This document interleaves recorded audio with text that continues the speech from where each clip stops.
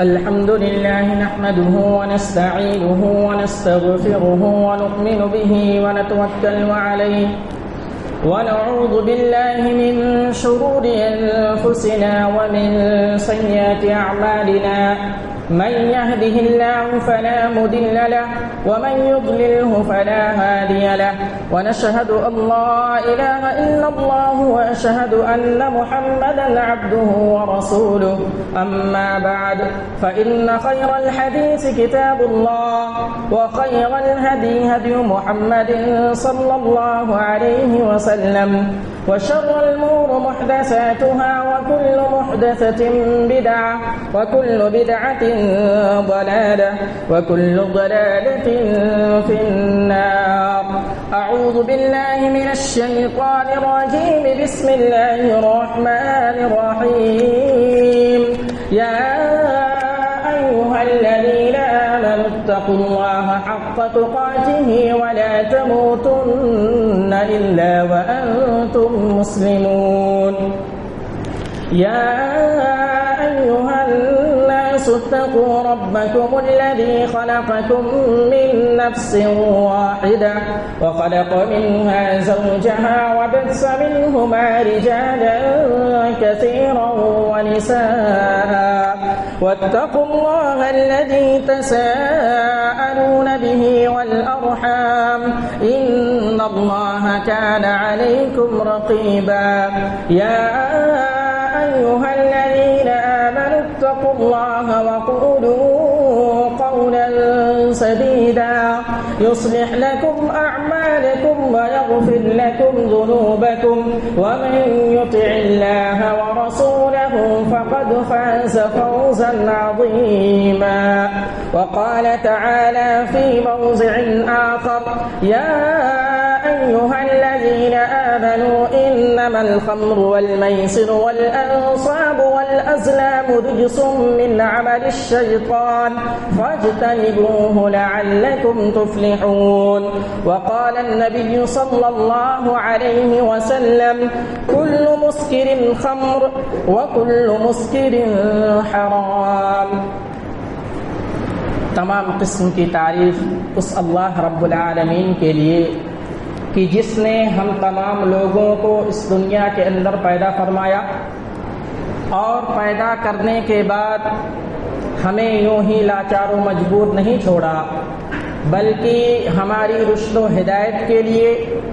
ہماری رہنمائی کے لیے، ہماری بھلائی اور بہتری کے لیے کم و بیش 1,24,000 انبیاء کرام کو اس دنیا کے اندر مبعوث فرمایا. لاکھوں کروڑوں درود کی ڈالیاں نچھاور ہوں تمام انبیاء کرام پر، بالخصوص ہمارے آقا مدنی جناب محمد عربی صلی اللہ علیہ وسلم پر، جنہوں نے ہم تمام تک اسلام پہنچانے کے خاطر بہت سارے مصائب و مشکلات کا سامنا کیا اور ہم تک دین اسلام کو لا پہنچایا. اللہ رب العالمین نے اس دنیا کے اندر انسانوں کو پیدا کرنے کے بعد جو اسلام کے ماننے والے ہیں یا تمام انسانوں کے لیے اللہ رب العالمین نے کچھ چیزوں کو کرنے سے روک دیا ہے. وہیں پر کچھ چیزیں ایسی ہیں کہ جس کو انسان آرام سے کر سکتا ہے، اس کے بارے میں اس سے کوئی سوال نہیں ہوگا، لیکن کچھ چیزیں ایسی ہیں کہ جس کے بارے میں اللہ رب العالمین نے روک لگا دیا ہے کہ وہ آدمی نہیں کر سکتا. جیسا کہ قرآن مجید کے اندر ہے: حرمت علیکم المیتۃ والدم ولحم الخنزیر وما اہل لغیر اللہ، کہ جو اسلام کے ماننے والے ہیں، جو اپنے آپ کو ایمان کا مدعی کہتے ہیں، ان کے لیے یہ ضروری ہے کہ وہ خون یعنی مردہ چیز نہ کھائیں. اسی طریقے سے جو خنزیر کا گوشت ہے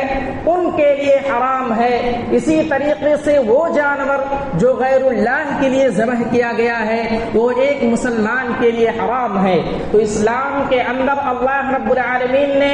بہت ساری چیزیں ایسی ہیں جو مسلمانوں کے لیے، ایمان والوں کے لیے، اسلام والوں کے لیے حرام کر دیا ہے. اسی طریقے سے ہم اور آپ کو معلوم ہے کہ اللہ رب العالمین نے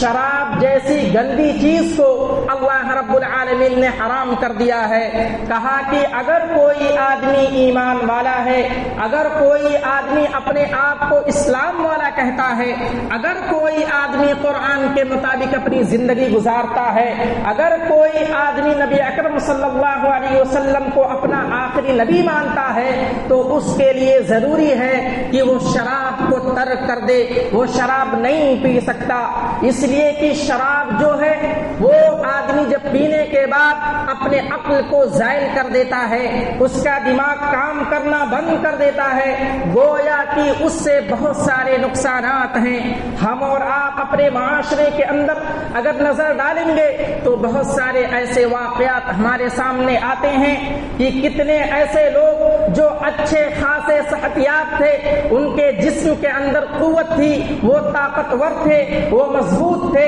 لیکن نشے کی حالت میں وہ نشے کی لت لگنے کی وجہ سے اپنے جسم کو خراب کر لیا، اپنے صحت کو برباد کر لیا۔ کتنے ایسے گھرانے جو نشے کی حالت میں نشے کی لت لگنے کے بعد انہوں نے اپنے گھرانے کو خراب کر دیا، کتنے ایسے لوگوں نے اپنے جان کو قربان کر دیا، کیونکہ آدمی جب نشے کی حالت میں ہوتا ہے تو اس کا دماغ کام نہیں کرتا ہے، وہ جو چاہتا ہے کرتا ہے۔ یہ نشہ کرنا یہ اسلام کے اندر اسی وجہ سے حرام کر دیا گیا ہے۔ کتنی ایسی مائیں اپنے اولاد کو اسی نشے کی وجہ سے کھو چکی ہیں، کتنی ایسی بیویاں اپنے شوہروں کو نشے کی وجہ سے کھو چکی ہیں۔ بہت سارے ایسے افراد ہیں جو نشے کی حالت میں مبتلا ہو کر کے اپنی زندگی کو خراب کر لیا ہے۔ حضرت عمر فاروق رضی اللہ تعالی عنہ نے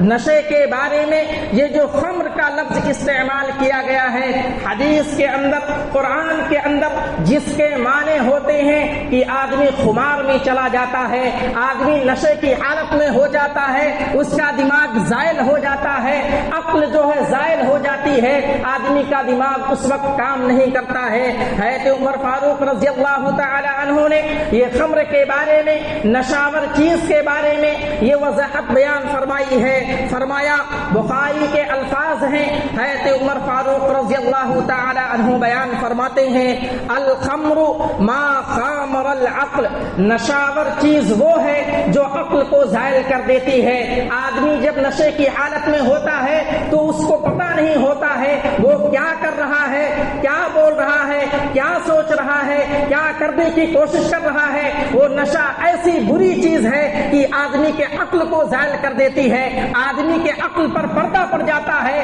وہ جو چاہتا کرتا ہے۔ اسی طریقے سے ایک حدیث کے اندر بھی ہر نشاور چیز کو حرام قرار دیا گیا ہے۔ اس کی تائید میں مسلم شریف کی روایت ہے، بیان فرماتے ہیں، کل مسکر خمر وکل مسکر حرام، کہ ہر نشاور چیز جو ہے وہ خمر ہے، وہ شراب ہے، اور آگے بیان فرمایا وکل مسکر حرام، اور ہر نشاور چیز جو ہے وہ حرام ہے، ہر نشاور چیز حرام ہے۔ حدیث کے اندر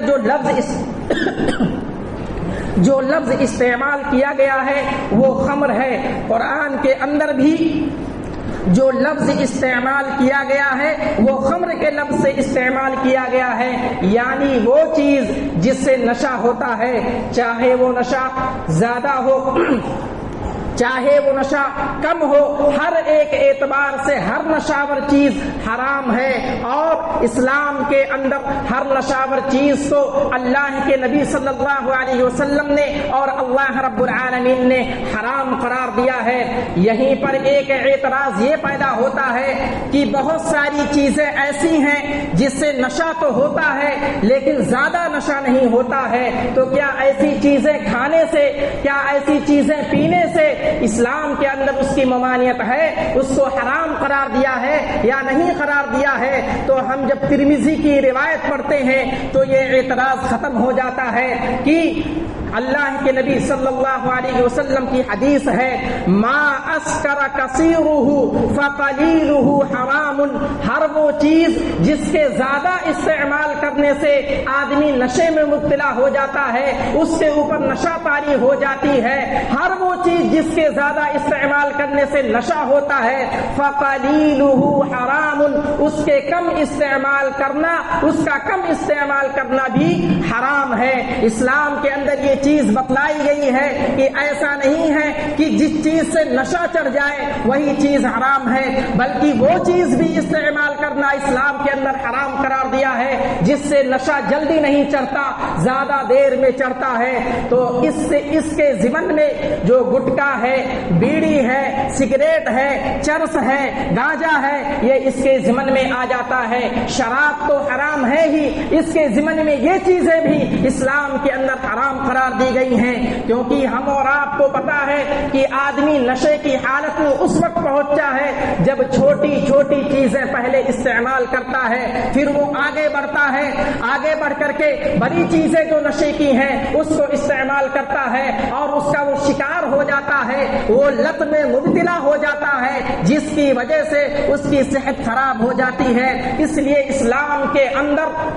ان ساری چیزوں کو حرام قرار دیا گیا ہے، اور اسلام میں اس کو منشیات کے نام سے تعبیر کیا گیا ہے کہ وہ چیزیں جس سے انسان نشے میں مبتلا ہوتا ہے جس سے انسان نشے میں مبتلا ہوتا ہے اس کے کیا نقصانات ہیں اور اسلام نے اس کو کیوں حرام کیا ہے۔ آئیے ہم ان سب چیزوں کو دیکھتے ہیں۔ یہ حدیث کے اندر سے، حدیث کے الفاظ سے یہ چیزیں عیاں ہو گئی ہیں کہ ہر وہ چیز جس سے نشہ ہوتا ہے، یا تو اس سے کم نشہ ہو یا زیادہ نشہ ہو، اسلام نے اس کو حرام قرار دیا ہے۔ اسی طریقے سے جب ہم قرآن کو پڑھتے ہیں تو قرآن کی یہ ایک جو ہے شناخت ہے اور قرآن کی یہ وقار ہے، قرآن کی یہ عزت ہے کہ قرآن کے الفاظ جو ہوتے ہیں وہ کم ہوتے ہیں لیکن معنی کے اعتبار سے بہت زیادہ جامع ہوتے ہیں۔ اس لیے حدیث کے اندر جو نشاور چیزیں ہیں اس کا تعبیر خمر سے کیا گیا ہے، اور قرآن مجید کے اندر بھی اس کا استعمال خمر سے کیا گیا ہے۔ اللہ رب العالمین نے فرمایا، یا ایھا الذین آمنوا انما الخمر والمیسر والانصاب والازلام رجس من عمل الشیطان فاجتنبوه لعلکم تفلحون، کہ اے ایمان والو، انما الخمر، بے شک جو یہ شراب ہے، اب خمر میں وہ تمام چیزیں آ جاتی ہیں جو نشاور چیزیں ہیں جس سے نشہ ہوتی ہے، چاہے اس سے زیادہ نشہ ہو چاہے اس سے کم نشہ ہو۔ انما الخمر والمیسر والانصاب، چاہے جوا ہو چاہے بت خانے ہو، والازلام، چاہے وہ فال نکالنا ہو، رجس، اس کو گندگی کہا گیا ہے، اس کو گندگی چیز کہی گئی ہے، من عمل الشیطان، اور اس کو جو ہے شیطان کا عمل، شیطان کا کام کہا گیا ہے۔ اور آگے بیان فرمایا، فاجتنبوہ، اس سے اجتناب کرو، اس سے پرہیز کرو، لعلکم تفلحون، تاکہ تم کامیاب ہو جاؤ۔ اس آیت کے اندر دو تین چیزیں جو ہے بتلائی گئی ہیں۔ پہلی چیز یہ کہ منشیات کو، جو نشاور چیزیں ہیں، اس کو گندگی سے تعبیر دیا گیا ہے، اور اسلام کے اندر گندی چیزوں کو حرام قرار دیا ہے، اور اسلام کے اندر حدیث کے اندر ہے، الطہور شطر الایمان، پاکی جو ہے نصف ایمان ہے۔ اس لیے اسلام یہ تعلیمات دیتا ہے کہ جو گندی چیزیں ہیں اس سے ہم اور آپ باز آ جائیں، اور اسلام نے اس لیے اس کو حرام قرار دیا ہے۔ اسی طریقے سے دوسرا عمل جو بتلایا گیا، من عمل الشیطان، یہ جو عمل ہے نشہ کرنا، یہ جو عمل ہے یہ شیطان کا عمل ہے، اور ہم اور آپ کو معلوم ہے کہ شیطان وہی کام کرتا ہے جس سے اسلام نے حرام قرار دیا ہے، جس سے اسلام نے منع فرمایا ہے، اور اگر ہم اور آپ یہ چیز کرتے ہیں تو گویا کہ ہم شیطان والا عمل کرتے ہیں، جبکہ شیطان ہمارا کھلا دشمن ہے۔ انہ لکم عدو مبین، یہ شیطان جو ہے جب حضرت آدم علیہ السلام کو پیدا کیا گیا تبھی سے اس نے عزم کر لیا، ارادہ کر لیا کہ وہ انسان کو بہکائے گا، انسان کو غلط راستے پر لے جائے گا، انسان کو غلط چیزوں میں بہکائے گا۔ تو یہ جو عمل ہے نشہ کرنا، یہ شیطان کا عمل ہے۔ اسی طریقے سے تیسری چیز جو بتلائی گی فَاجْتَنِبُوهُ، اس سے اجتناب کیا جائے، اور اسلام کے اندر اسی چیز سے اجتناب کرنے کا حکم ملا ہے جو چیزیں حرام ہیں، جو چیزیں ممانعت ہیں، جو قرآن میں حدیث میں منع کر دیا گیا ہے، اسی چیزوں سے اللہ رب العالمین نے منع فرمایا ہے۔ گویا کہ قرآن کی آیات اور حدیث سے اس بات کی وضاحت ہو گئی کہ اسلام کے اندر ہر وہ چیز جس سے نشہ ہوتا ہے، چاہے زیادہ نشہ ہو چاہے کم نشہ ہو، وہ حرام ہے۔ اس میں کوئی گنجائش نہیں ہے کہ یہ مکروہ ہے، یہ اسلام کے اندر کراہت محسوس کی گئی ہے، نہیں، اسلام کے اندر اور حدیث اور قرآن سے یہ پتہ چل گیا ہے، اور یہ جو مواد بیان کیے گئے ہیں، دلیل جو دی گئی ہے، اس سے واضح ہو گیا ہے کہ اسلام کے اندر ہر نشہ آور چیز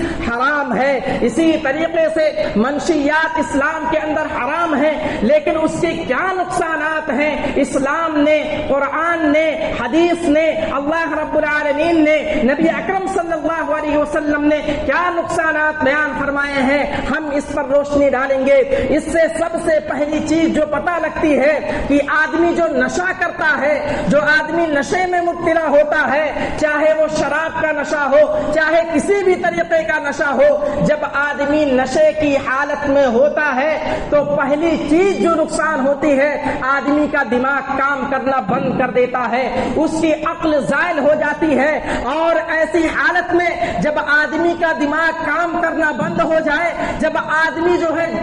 دماغ سے پیدل ہو جائے، اس کی عقل زائل ہو جائے، تو وہ جو چاہے کر سکتا ہے، اور اس سے ایک انسان سے سب سے بڑا گناہ یہ ہو سکتا ہے کہ وہ دوسرے انسان کو قتل کر سکتا ہے، دوسرے انسان کو جان سے مار سکتا ہے، دوسرے انسان کو جان سے مار کر کے اس کو قتل کر سکتا ہے، جو کہ اسلام کے اندر کبیرہ گناہوں میں سب سے بڑا گناہ ہے۔ تو نشہ کرنے سے سب سے بڑا گناہ یہ کر سکتا ہے کہ آدمی دوسرے کو قتل کر سکتا ہے۔ قرآن مجید کے اندر ہے من قتل نفسا بغیر نفس او فساد فی الارض فکأنما قتل الناس جميعا، کہ اگر کسی انسان نے کسی نفس کو جان بوجھ کر بلا وجہ قتل کیا تو یہ جان لیجئے کہ وہ پوری انسانیت کا قتل کیا۔ تو نشہ کرنے کا پہلا جو نقصان ہے وہ یہ کہ انسان سے قتل ہو سکتا ہے، یہ دنیا کے اندر خوریزی ہو سکتی ہے، دنیا کے اندر فساد ہو سکتا ہے۔ تو ہم اور آپ کو نشے جیسی بیماری سے، نشے جیسی لت سے ہم اور آپ کو دور ہونا چاہیے۔ اسی طریقے سے اسلام کے اندر اللہ کے نبی صلی اللہ علیہ وسلم نے ایک مسلمان کا ایک دوسرے انسان کی مال، عزت اور آبرو کی حفاظت کی ذمہ داری دی ہے۔ ایک انسان کی ذمہ داری ہے کہ آدمی دوسرے مسلمان کی عزت، مال اور دولت کی حفاظت کرے، لیکن کوئی آدمی اگر نشہ کرتا ہے، نشے کی حالت میں ہے، اس کا دماغ کام نہیں کر رہا ہے، اس کی عقل زائل ہو چکی ہے، تو گویا کہ وہ مال کو لوٹ سکتا ہے، دوسرے مال کو قبضہ کر سکتا ہے، دوسرے کی عزت پر ہاتھ ڈال سکتا ہے، دوسرے کی عزت کو اچھال سکتا ہے۔ یہ نشہ کے نقصانات ہیں۔ اللہ کے نبی صلی اللہ علیہ وسلم کی حدیث ہے کل المسلم علی المسلم حرام دمہ ومالہ وعرضہ، صحیح مسلم کی حدیث ہے کہ ہر ایک مسلمان کا دوسرے مسلمان پر یہ حق ہے کہ دوسرے مسلمان کے لیے اس کا خون، اس کا مال اور اس کی عزت حرام ہے، یعنی ایک مسلمان دوسرے مسلمان کا قتل نہیں کر سکتا، اس کو جان سے نہیں مار سکتا، اس کے مال کو نہیں لوٹ سکتا، اس کے مال کو غصب نہیں کر سکتا۔ اسی طریقے سے ایک مسلمان دوسرے مسلمان کی عزت پر ہاتھ نہیں ڈال سکتا۔ لیکن اگر کوئی آدمی نشہ کرتا ہے، شراب پیتا ہے، یا اس طریقے سے جو کوئی نشے کی بیماری ہے اس میں اگر مبتلا ہے، تو اپنے عقل کو زائل کرنے کے بعد اللہ کے نبی صلی اللہ علیہ وسلم نے جو چیزیں حرام کر دی ہیں وہ اس کا ارتکاب کر سکتا ہے، وہ کر سکتا ہے، دوسرے انسان کے مال کو ضبط کر سکتا ہے، دوسرے انسان کو قتل کر سکتا ہے، دوسرے انسان کی عزت کو لوٹ سکتا ہے۔ آئیے آئیے ہم اور آپ ایک واقعہ دیکھتے ہیں، نسائی میں یہ واقعہ موجود ہے کہ ایک خوبصورت عورت اور ایک بچہ اور شراب کو رکھ دیا جاتا ہے۔ ایک آدمی سے کہا جاتا ہے کہ ان تینوں چیزوں میں سے کوئی ایک گناہ کرو۔ گویا کہ وہ آدمی یہ تصور کرتا ہے کہ میں چھوٹا کام شراب پی لیتا ہوں، بڑا کام نہیں کرتا ہوں، خوبصورت عورت ہے اس کے ساتھ میں غلط نہیں کر سکتا، چھوٹا بچہ ہے میں اس کو قتل نہیں کر سکتا، یہ شراب پی لیتا ہوں اس سے کوئی نقصان نہیں ہوگا۔ گویا کہ وہ آدمی شراب پیتا ہے اور شراب پینے کے بعد ایسے خمار میں مبتلا ہوتا ہے، ایسے نشے کی حالت میں ہوتا ہے کہ اس کو کچھ سمجھ میں نہیں آتا، اور وہ نشاب کی حالت میں ہو کر کے وہ بچے کو قتل کر دیتا ہے۔ بچے کو قتل کرنے کے بعد اس عورت کے ساتھ بھی برا کرتا ہے، اس کی عزت پر ہاتھ ڈالتا ہے۔ اسی لیے حدیث کے اندر شراب پینے کو، نشے کی چیز کو ام الخبائث اور ام الفواحش سے تعبیر کیا گیا ہے کہ یہ برائیوں کی جڑ ہے، یہ برائیوں کی جڑ ہے۔ نشہ جیسی بیماری جو ہے وہ برائی کرواتی ہے، بڑے بڑے کارنامے کرواتی ہے، جو بری چیزیں ہیں جو حدیث کے اندر منع کی گئی ہیں۔ یہ آدمی اگر شراب میں مبتلا ہو جاتا ہے، نشے میں مبتلا ہوتا ہے، نشاور چیزوں کو استعمال کرتا ہے تو وہ بڑے سے بڑا گناہ کرتا ہے۔ اسی طریقے سے اگر کوئی آدمی نشہ کرتا ہے تو یہ جان لیجئے کہ وہ جو اپنے عقل کو زائل کرنے کے بعد خودکشی بھی کر سکتا ہے، کیونکہ اس کا دماغ کام نہیں کرتا ہے، وہ نشے میں کچھ بھی کر سکتا ہے، اور خودکشی اسلام کے اندر حرام ہے۔ یہ بڑے بڑے گناہ جو ہیں، انسان جب نشہ کرتا ہے تو بڑے سے بڑا گناہ کر سکتا ہے اور اس کو احساس تک نہیں ہوگا۔ اس لیے ہم اور آپ اندازہ لگائیں کہ نشہ کتنی بڑی بیماری ہے اور کتنی بڑی برائی ہے، اس لیے اسلام کے اندر اس کو حرام قرار دیا گیا ہے۔ اللہ رب العالمین نے قرآن مجید کے اندر فرمایا وَلَا تُلْقُوا بِأَيْدِيكُمْ إِلَى التَّهْلُكَةِ، اپنے آپ کو ہلاکت میں مت ڈالو، یعنی نشہ میں مبتلا ہو کر کے تم بڑی سے بڑی برائی مت کرو۔ خودکشی جیسی حرام جو برائی ہے اس کو نہ کرو، قتل جو بہت بڑی برائی ہے وہ نہ کرو، کسی کی عزت پہ ہاتھ مت ڈالو۔ یہ کب ہوں گے؟ اگر کوئی آدمی نشہ کرتا ہے، لیکن اگر کوئی آدمی سے باز رہتا ہے تو انشاءاللہ اس سے یہ بڑی بڑی برائیاں جو ہیں اس سے سرزد نہیں ہوں گی۔ اسی طریقے سے اگر کوئی آدمی نشہ کرتا ہے تو دین کا نقصان کرتا ہے، کیونکہ نشے کی حالت میں ہم اور آپ جانتے ہیں نماز قبول نہیں ہوتی ہے اور نماز سے دوری کا اختیار کیا گیا ہے۔ اور اسی طریقے سے آدمی اگر نشہ کرتا ہے، نشے کی حالت میں رہتا ہے تو اپنے صحت کو خراب کرتا ہے، اپنے نفس کو برباد کرتا ہے۔ نشہ کی حالت میں اگر کوئی آدمی مبتلا ہو جاتا ہے تو اس کا جو جسم ہے وہ مضبوط ہے، ہر ایک اعتبار سے توانا ہے، وہ ہر ایک اعتبار سے تیز ہے، ترار ہے، لیکن نشے کی لت اگر اس کو لگ گئی تو یہ جان لیجئے کہ اس کا جسم برباد ہو جاتا ہے، اس کی صحت خراب ہو جاتی ہے، وہ طرح طرح کی بیماریوں میں ملوث ہو جاتا ہے۔ اسی طریقے سے ایک نقصان مال کا ہے، اگر کوئی آدمی نشے کی لت لگ جاتی ہے، نشے میں مبتلا ہو جاتا ہے تو وہ مال کو ایسے خرچہ کرتا ہے، وہ لت کی وجہ سے اس کو عادت لگ جاتی ہے، اس کو چاہیے ہی چاہیے، اس لیے مال کا نقصان ہوتا ہے، فضول خرچی ہوتی ہے، وہ بار بار مال کو جو ہے برباد کرتا ہے۔ اور ہم اور آپ جانتے ہیں کہ نشاور چیزیں جو ہیں وہ بہت زیادہ مہنگی ملتی ہیں، اتنے میں ایک غریب آدمی اپنے ایک وقت کی روٹی خرید سکتا ہے جتنے میں کہ ایک آدمی نشے کی چیز کو خرید کر کے اس کا استعمال کرتا ہے، تو یہ مال کا بھی نقصان ہے۔ اسی طریقے سے جرمنی کے ایک ڈاکٹر نے کہا تھا، جرمنی کے ایک ڈاکٹر نے یہ دیکھ کر کے کہا تھا کہ اگر اس دنیا کے اندر آدھے شراب خانے بند ہو جائیں تو یہ جان لیجئے کہ آدھے قید خانے اور آدھے شفا خانے بند کرنے پڑیں گے، کیونکہ زیادہ تر بیماریاں اور زیادہ تر لوگ قید کیوں ہوتے ہیں؟ اسی نشے کی وجہ سے۔ نشے میں مبتلا ہو کر کے آدمی طرح طرح کی بیماریوں میں مبتلا ہوتا ہے، قید خانے میں جاتا ہے، کیس ہوتے ہیں، مرڈر ہوتا ہے، قتل ہوتی ہے، خوریزی ہوتی ہے۔ یہ نشہ جو ہے بہت بڑی بیماری ہے، بہت مہلک بیماری ہے، اس لیے ہم اور آپ کو اس چیز سے بچنا چاہیے۔ اللہ رب العالمین نے منع فرمایا ہے، اور حضرت معاذ رضی اللہ تعالی عنہ اور حضرت عمر فاروق رضی اللہ تعالی عنہ نے اللہ کے نبی صلی اللہ علیہ وسلم سے سوال کیا شراب کے بارے میں، نشاور چیزوں کے بارے میں کہ اللہ کے نبی صلی اللہ علیہ وسلم یہ نشاور چیزیں جو ہیں یہ مال کو برباد کرتی ہیں،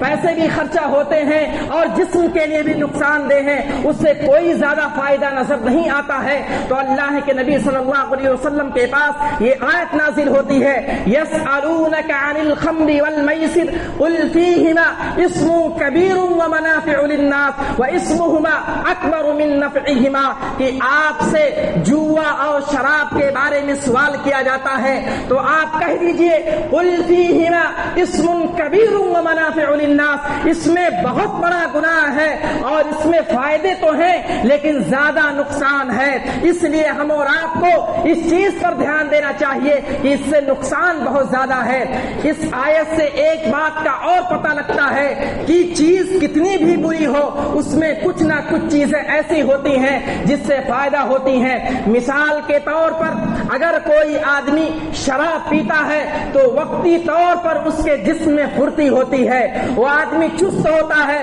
اس وقت اس کی انرجی کام کرتی ہے، لیکن اس کے مقابلے میں دین کا کتنا نقصان ہے اور اسی طریقے سے دنیا میں کتنا نقصان ہے، اس کو طرح طرح کی بیماری لاحق ہو جاتی ہے، یہاں تک کہ اس کو ایسی لت لگتی ہے کہ آخر میں ڈاکٹر مجبور ہو کر کے زہر کا انجیکشن لگاتا ہے اور اس کو جو ہے موت کے گھاٹ اتار دیا جاتا ہے۔ تو دین کے معاملے میں زیادہ نقصان ہے، دنیاوی معاملے میں تھوڑا بہت فائدہ ہے، لیکن اس کے برعکس بہت زیادہ نقصان بعد میں جو ہے ہوتا ہے۔ اس لیے ہم اور آپ کو اس چیز سے بچنا چاہیے، اور اسی طریقے سے اللہ کے نبی صلی اللہ علیہ وسلم اور خود قرآن نے یہ واقعہ بیان فرمایا ہے اور قرآن نے یہ بتلایا ہے کہ آدمی اگر نشے کی حالت میں ہے، اگر آدمی نشے میں مبتلا ہے تو نماز کے قریب نہ جائے۔ یا ایھا الذین آمنوا لا تقربوا الصلاۃ، کہ اے ایمان والو نماز کے قریب مت جاؤ، وانتم سکارا، جب تک کہ تم نشے کی حالت میں ہو۔ واقعہ یوں ہے کہ ایک مرتبہ جبکہ شراب حرام کرنے کی جو آیت ہے وہ نازل نہیں ہوئی تھی، ایک مرتبہ لوگ دعوت کر کے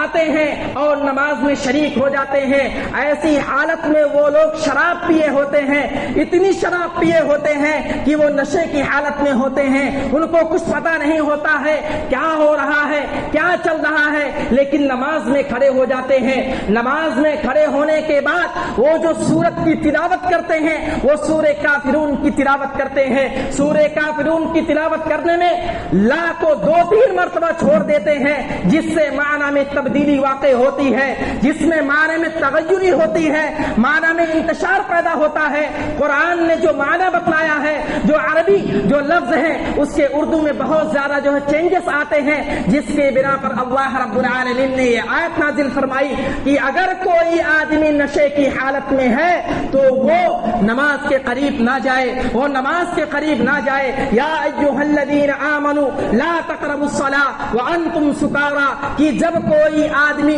نماز کی حالت یعنی نشے کی حالت میں ہو تو نماز کے قریب مت جائے۔ یہ اسلام کے تعلیمات ہیں، نبی اکرم صلی اللہ علیہ وسلم کے تعلیمات ہیں۔ یہ شراب بہت زیادہ منشیات میں آتا ہے، یہ شراب جو ہے بہت بڑی جو ہے برائی ہے، جو نشے میں مبتلا ہو جاتا ہے، آدمی بار بار اس کو پیتا ہے۔ ہم اور آپ دیکھیں گے اپنے معاشرے کے اندر کتنے لوگ ایسے ہیں نشے کی حالت میں مبتلا ہو کر کے کوئی روڈ پر پڑا ہوا ہے، کوئی نالی میں پڑا ہوا ہے، کوئی کار ایکسیڈنٹ کا شکار ہو گیا، کہیں پر مرڈر ہو گیا۔ یہ ساری چیزیں جو لت ہوتی ہیں وہ شراب کی نشے میں یا جو نشاور چیزیں ہیں جیسے ڈرگس ہو گیا یا اور بہت ساری چیزیں ہیں، میں نام نہیں لینا چاہتا، ہم اور آپ اس چیز پر کام کریں۔ منشیات جو چیزیں ہیں اس سے لوگ بہت زیادہ متاثر ہیں، خاص طور سے جو نوجوان طبقہ ہے اس میں بہت زیادہ ملوث ہے، وہ بار بار جو ہے اس چیز کی لت میں پڑ کر کے اپنی زندگی کو خراب کرتا ہے،